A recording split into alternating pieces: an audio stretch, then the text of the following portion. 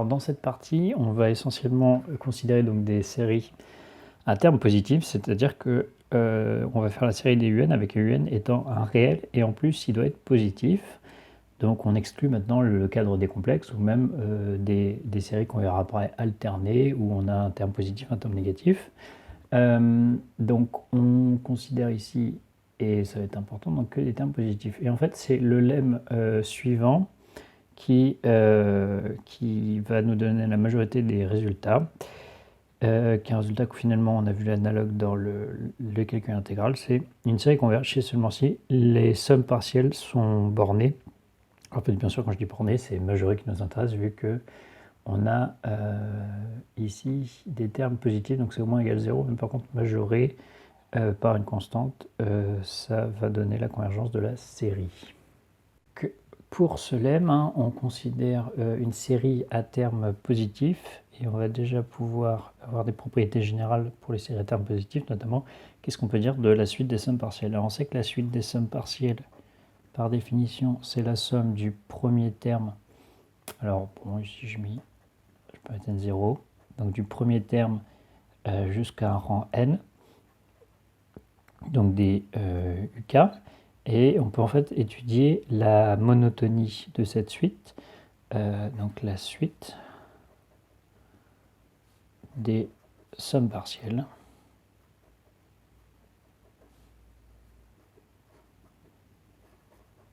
Alors en fait, la monotonie, c'est donc, est-ce que la suite est croissante ou décroissante? On fait Sn plus 1 moins Sn, et ici, c'est une somme qui se simplifie, ça fait Un plus 1, et par hypothèse, on sait que c'est un réel positif. Autrement dit, la suite des sommes partielles est croissante. Étant donné qu'elle est croissante, on peut utiliser le théorème de la limite monotone qui dit que si elle est majorée, alors elle admet une limite finie, si elle est non majorée, elle admet une limite infinie. Et donc on obtient bien le résultat, c'est-à-dire si je repars dans le sens pour utiliser directement le théorème de la convergence monotone, c'est-à-dire si la suite des sommes partielles est majorée, alors on a, ça c'est équivaut, d'après le théorème de convergence monotone, à la suite Sn admet une limite finie.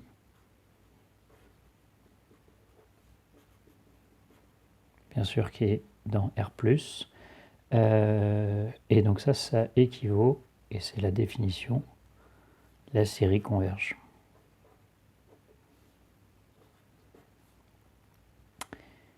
Et donc on obtient bien notre lemme, c'est-à-dire que une série à terme positif converge si et seulement si la suite des sommes partielles est majorée. Donc on a un théorème de comparaison entre séries à terme positif. Donc là, il y a une hypothèse très importante qu'il va falloir insister, c'est à terme positif quand vous allez devoir énoncer ce théorème. Et donc le théorème est le suivant: si UN est dominé par Vn, c'est-à-dire UN est inférieur à m fois une constante fois Vn, alors si la série qui est la plus grande des deux, c'est-à-dire normalement la série des Vn converge, alors celle qui est inférieure converge également. Donc c'est un résultat relativement naturel. Et quand on regarde dans quel contexte on a la domination, on sait que la relation dominée est une relation très large. C'est-à-dire que si on a les suites sont ordonnées à partir d'un certain rang, alors en particulier elles sont dominées. Si l'une est négligeable devant l'autre, alors en particulier elles sont dominées. Et si elles sont équivalentes, alors en particulier elles sont dominées. D'ailleurs, elles sont dominées dans un sens et dans l'autre sens. Donc, dans le cas de l'équivalence, on peut très bien appliquer le critère dans les deux sens, c'est-à-dire qu'on a un critère également de divergence, étant donné que la contreposée nous dit si on a une relation dominée et que la série des UN diverge, alors la série des Vn diverge. Donc ça peut nous donner aussi un critère de divergence. Alors on va démontrer la proposition du théorème de comparaison entre séries à terme positif. Donc on prend deux séries à terme positif, donc c'est très important. On va justement se ramener au lemme sur les séries à terme positif. Donc on suppose que UN est dominé par Vn. Et ça, pour rappel, ça veut dire que il existe une constante m et un rang n0 tel que un est inférieur ou égal à m fois vn à partir de ce rang n0. Et bien sûr, on pourrait mettre en valeur absolue, mais vu que tout le monde est positif, il n'y a aucun problème. Et la constante m, je peux la prendre également positif. Donc, j'obtiens cette majoration-là. Et l'autre chose qu'on suppose, c'est on suppose aussi que la série des Vn converge. En particulier, les sommes partielles des Vn sont forcément majorées. Donc les sommes partielles, c'est-à-dire la somme de k égale n0 à plus l'infini des vk, elle est...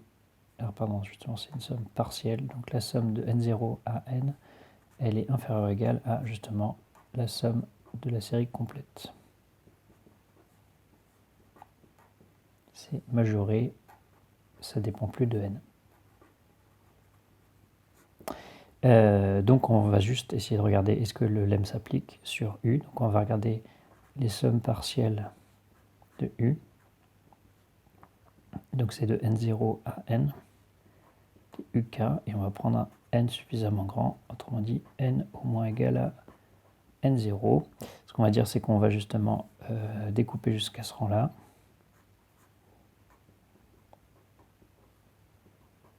0 moins 1 des uk, plus la somme pour k allant de n0 jusqu'à n des uk. Alors sur cette partie-là, en fait, c'est pas très important parce que c'est une constante.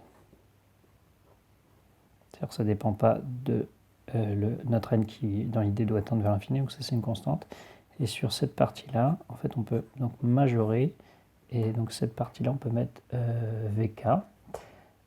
Donc ça vous fait k égale n à n. Et bien sûr, cette partie-là, elle est plus petite que notre constante, c'est-à-dire que là, on a inférieur ou égal à la somme pour k à grand de n0 à grand n0 moins 1 uk plus la somme de la série des vk.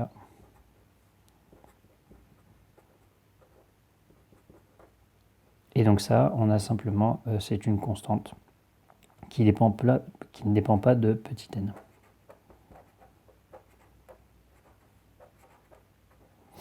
Donc les sommes partielles pour U sont majorées. Et donc, étant donné qu'elles sont majorées, on peut appliquer le lemme. Par le lemme, la série des UN converge.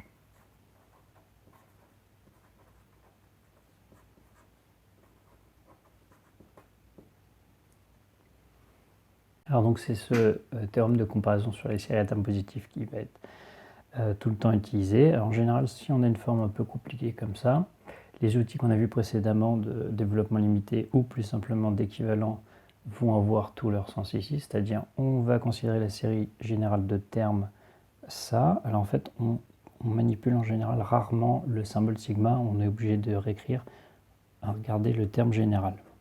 Donc on regarde que le terme général. On oublie la somme pour le moment. Et donc on regarde, est-ce qu'on n'aurait pas une expression plus simple. Quand je dis plus simple, c'est en fait asymptotiquement à quoi ça ressemble, parce qu'on sait que c'est qu'à partir d'un certain rang qu'il se passe des choses. On pourrait garder dominé, mais on va voir justement. Alors on regarde ici, le plus simple c'est équivalent, parce qu'on a des quotients, donc on peut faire au numérateur et au dénominateur. Au numérateur, vous avez un log et un n, donc c'est le n qui l'emporte. Et au dénominateur, alors on a 2 puissance n fois n, et 3 puissance n et un 1. Le 1 est bien sûr écrasé, et entre 2 puissance n fois un polynôme et 3 puissance n, c'est le 3 puissance n qui l'emporte. Donc on récupère cette expression-là. Et ce qu'on peut dire, alors là on est un peu embêté parce que on pourrait dire, moi il y a une partie en puissance de n et une partie en quelque chose puissance n. Alors quelque chose puissance n, c'est en fait de cette forme-là, c'est géométrique, et n puissance quelque chose, c'est 1 sur n alpha, c'est donc Riemann, donc c'est ça nos références, on essaie de se ramener à soit ça, et là on est mixte entre les deux. Alors ce qu'on peut par exemple dire ici, c'est que ça c'est négligeable devant 1 sur 2 puissance n. Alors bien sûr, pourquoi c'est négligeable devant 1 sur 2 puissance n? L'idée, c'est que ça, c'est un peu plus grand que 1 tiers puissance n. Donc, j'essaie de trouver quelque chose qui est quand même dans ma classe de convergent, mais qui est un peu plus grand que 1 tiers puissance n. Bah, c'est 1 demi puissance n. Alors, bien sûr, ça, c'est une justification pour qu'on essaye de comprendre. Mais pourquoi c'est vrai? C'est parce que la définition, c'est qu'on redivise. Autrement dit, si je multiplie par 2 puissance n, on obtient ça. Autrement dit, ça fait 2 tiers puissance n fois n, ce qui tend vers 0 par croissance comparée. Donc en effet, quand je fais le quotient, ça tend vers 0, c'est bien une définition négligeable. Et je compare, c'est-à-dire ça c'est plus petit, c'est négligeable devant 1 sur 2 puissance n. Ce qu'on va dire, c'est que cette série-là, elle converge. La valeur de la série n'est pas importante. Donc la série qui est plus petite, de terme général plus petit, même si c'est qu'à partir d'un certain temps, elle converge aussi. Donc la série converge aussi.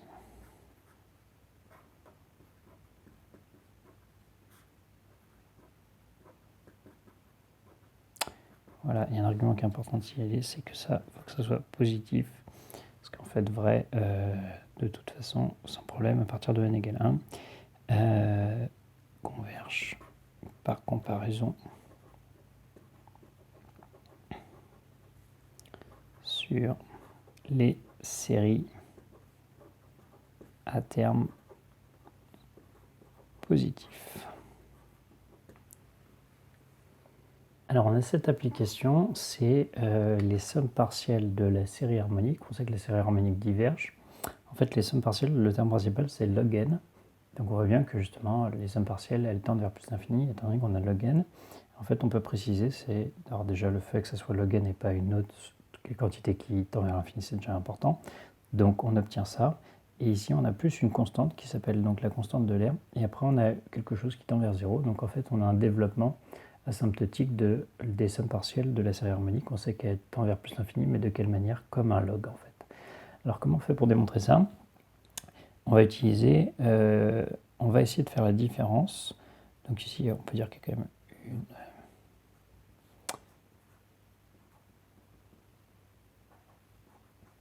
une astuce dans l'opération du calcul, c'est moins log n. Alors normalement, je dois faire ça. La somme de 1 à n de ici log n. Alors en fait, dans l'idée, c'est que log n, on peut essayer de le faire apparaître comme étant le télescopage de log n moins log de 1. Et pour faire apparaître également une somme comme on aurait ici. Alors qu'est-ce que ça fait? Ça fait donc la somme des 1 sur k. Et qu'est-ce qu'on a télescopé pour avoir ça? C'est ln de k plus 1 moins ln de k. Et donc si on regarde, ça ferait la plus petite valeur bien sûr serait 1 et la plus grande valeur serait ici n-1. Alors là ici malheureusement j'ai pris de 1 à n. On va réussir à régler le problème bien sûr. Ce qui vaut donc la... Alors je peux peut-être sortir le terme qui serait en trop, c'est-à-dire 1 sur n. Ensuite plus la somme pour k égale 1 jusqu'à n. Et donc là je récupère 1 sur k moins ln de k plus 1 sur k. Voilà. Alors ici, on est relativement satisfait. Pourquoi? Parce qu'on a ln de 1 k plus 1 sur k. Autrement dit, ça fait 1 plus 1 sur k.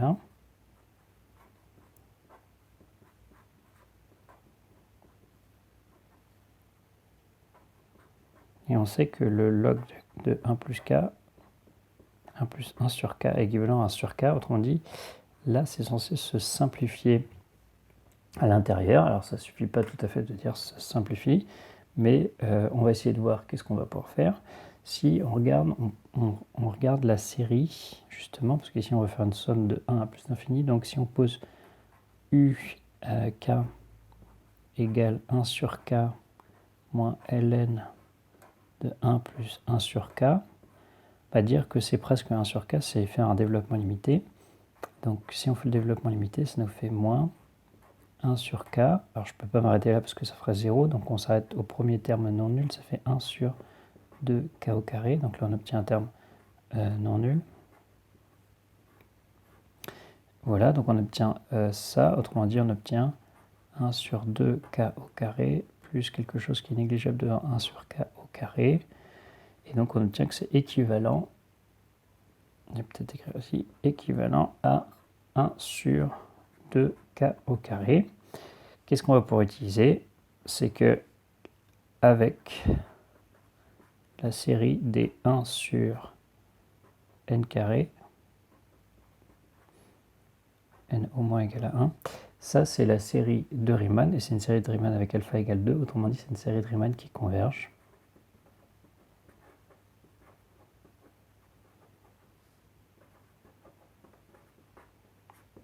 C'est une série de Riemann qui converge, et bien sûr elle est à terme positif. Donc ça c'est simplement un demi de cette série-là, donc elle converge aussi. Donc par comparaison sur les séries à terme positif, en général on dit théorème, de comparaison sur les séries à terme positif, la série des UK converge. Donc la série à laquelle on est équivalent, la même nature que celle du début, donc la série des UK converge. Autrement dit, ça admet une limite finie quand on fait tendre n vers plus l'infini. Donc je peux faire tendre n vers plus l'infini là-dedans, et j'obtiens le 1 sur n tend vers 0, et l'autre tend vers la somme pour k allant de 1 à plus l'infini de 1 sur k moins ln de 1 plus 1 sur k. Alors malheureusement, c'est assez peu satisfaisant parce que justement, on ne sait pas ce que vaut cette chose-là. C'est pour ça que ça permet de définir des constantes qui sont nouvelles. C'est-à-dire ce nombre-là, justement, la seule chose qu'on sait, c'est que c'est un réel. On l'appelle gamma.